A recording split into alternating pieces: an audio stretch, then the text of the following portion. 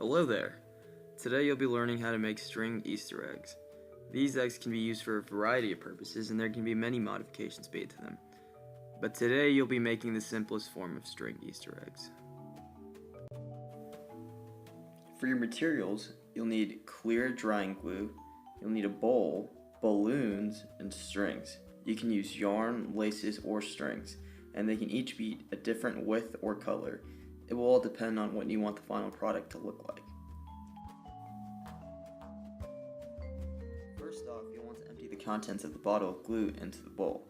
Try to get as much as you need, and this will depend on the size and number of balloons you plan on doing, and also the lengths of the strings. If it ends up not being enough, then you can always add more. Now to blow up the balloon. You'll want to blow it up to a size you want your Easter egg to be when it's finished.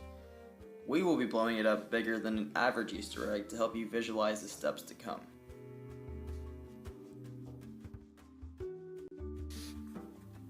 Now to cut the strings. Cut as many pieces of string or yarn as you'll want, and each to a length you would think to be appropriate.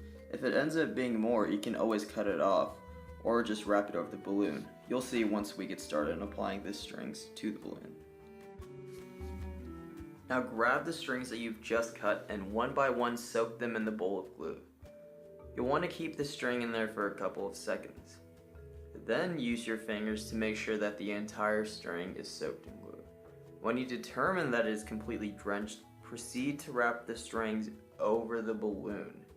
You can wrap it in a certain pattern or in a random manner, and if the strings turn out to be too long, you can cut them off right there, or you can just continue wrapping it around. The end product will be fine nonetheless.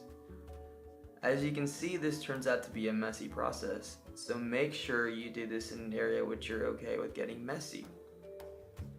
Now repeat the soaking and then applying process of the strings again.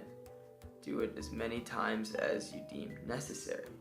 You can use the same color string or a different color. In the end, it's your creation or creations. When you are done, make sure the strings are soaked in glue and firm in their place for each of the balloons that you have made.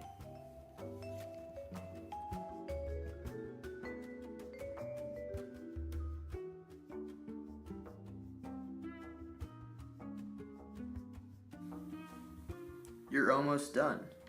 Now put the balloon on a plate or a board to make sure the glue doesn't spoil your refrigerator. Leave the balloon in your refrigerator for 24 hours.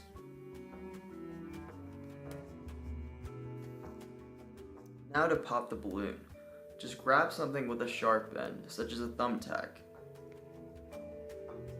Not regarding size, it should look very similar to this. You just made a stringed Easter egg. Now you can do this as an activity with kids or with others, or continue making more yourself as decorative pieces. Take care.